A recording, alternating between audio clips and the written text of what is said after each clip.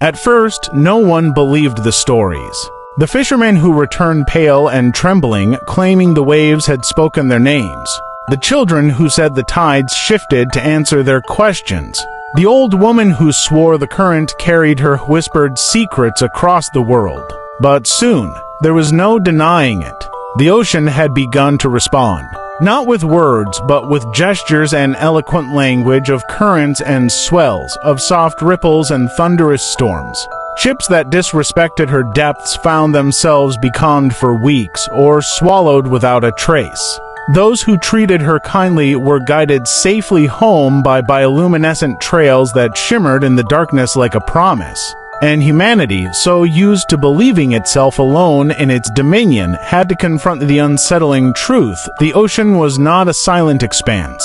It was a living memory, listening to every confession and every cruelty.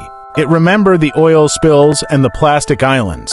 It remembered the songs of sailors and the cries of the drowned. It remembered the first explorers who dipped their hands into its shallows, unaware they were touching something alive. Some came to the shore and fell to their knees, apologizing for centuries of harm. Others tried to harness this sentience, to bribe it with offerings or threats. But the ocean was too old, too vast, too knowing to be swayed by human ambition. It had watched continents rise and sink.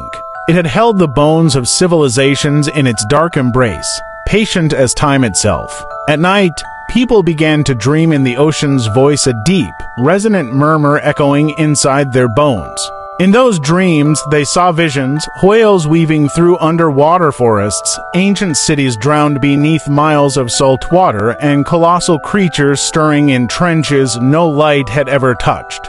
Some woke weeping, feeling as though they had glimpsed something holy.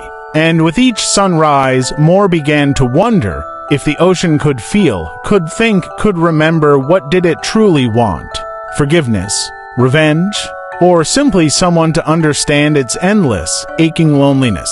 On quiet mornings, when the surface lay smooth as glass, a few brave souls claimed they heard a sigh so vast and sorrowful it made their hearts feel small. They knew then that the ocean was listening, and it was waiting for an answer humanity had yet to find.